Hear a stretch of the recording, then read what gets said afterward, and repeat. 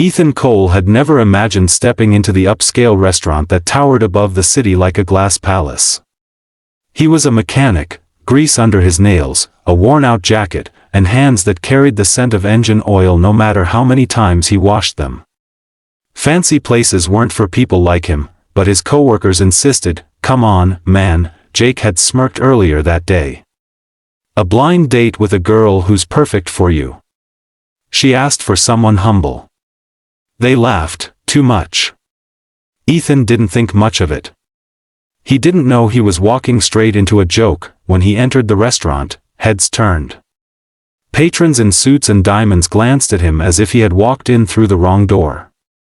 Ethan tugged at his jacket, suddenly wishing he had stayed in his workshop. A hostess approached him with a polite but hesitant smile. Table for Mr.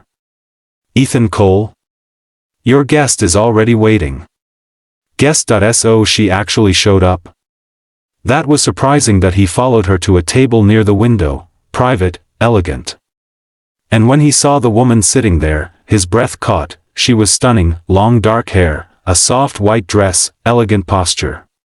She looked like someone from a life he couldn't dream of entering. She lifted her eyes and gave him a small smile. Ethan? Why yes. That's me. He quickly sat down, aware of every inch of dirt beneath his nails. Sorry if I'm, not what you expected. Her smile widened a little. You're exactly who I expected. He blinked. Really? Yes.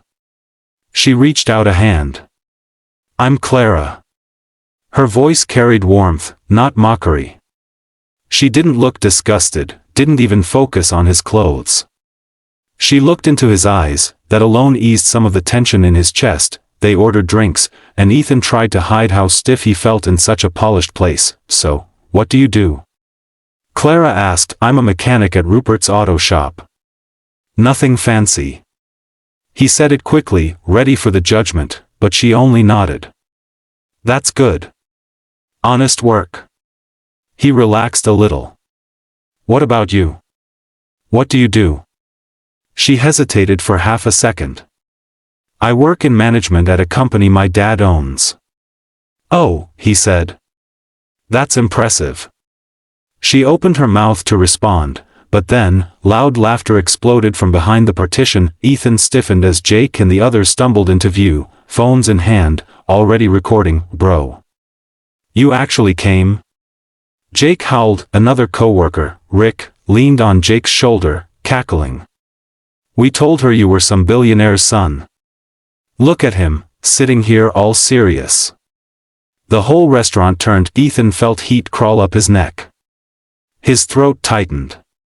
His stomach sank. A prank, a stupid prank. He stood abruptly. Clara. I didn't know. I'm sorry. But Clara was already on her feet, her eyes, once soft, now burned with fire. She stepped between Ethan and the laughing men. Is this funny to you? She asked, voice precise and ice-cold. Jake shrugged. Relax, lady. It was just a joke. He's used to this. Clara turned fully, her posture straight and commanding. Do you even know who I am? Rick scoffed. No. Should we? She took a slow breath. I'm Clara Hale. The room fell silent. Ethan froze. Clara Hale, as in Hale Industries? As in the Hale family that practically built half the city. Jake choked on his own breath. Why, you're the CEO's daughter? Clara's expression hardened. Yes. And Ethan is my guest tonight. You set him up. You humiliated him. And you think he should be used to it? The coworkers faltered, suddenly pale. She turned back to Ethan, her voice softening instantly. Ethan, please sit. I invited you here because I wanted to meet you. He stared at her. You still want to? I do, she said firmly. And then, louder, clear enough for everyone to hear, I like him. Her words sliced through the entire restaurant. The laughter died instantly. Even Ethan's heartbeat skipped. Jake stumbled back as if struck. You, what? Clara faced them again. All of you should leave before I call security and have your companies banned from every Hale contract for the next 10 years.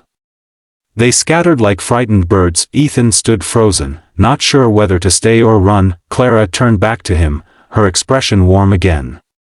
Please sit. Let's have dinner. He sat slowly. You didn't have to do that. I did, she said. You were treated unfairly. But, why would you like someone like me? She tilted her head. Someone like you? Ethan, you walked in here nervous but still polite, still respectful. You work hard. You have dignity. And you didn't try to pretend to be someone you're not. That matters. He swallowed. No one had ever said something like that to him before. Their food arrived, and they continued talking, this time with ease. Clara asked about engines, curious and genuinely listening. Ethan asked about her company, and she laughed about office politics.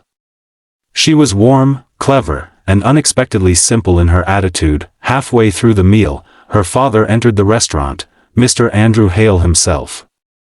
A towering figure, authoritative aura, silver hair and steel eyes. Ethan nearly choked. Clara rose with a smile. Dad! Over here. Mr. Hale approached, eyeing Ethan from head to toe. Ethan braced himself. Clara spoke quickly. Dad, this is Ethan. I invited him. Mr. Hale extended a hand. Ethan Cole.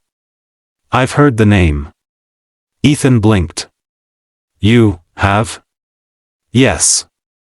My daughter doesn't usually mention people twice. She's selective. Clara flushed slightly. Dad, Mr. Hale turned serious. Son, I hope you're not intimidated. Clara seems to think highly of you. Ethan tried to steady his voice. I'm honored, sir.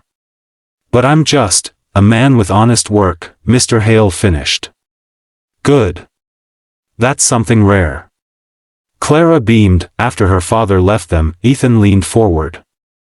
Are you sure you want this? With me? Clara smiled, soft and steady. Yes, Ethan. I'm sure. And your world? Your status?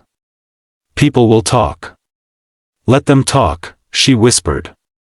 I choose people based on heart, not bank accounts.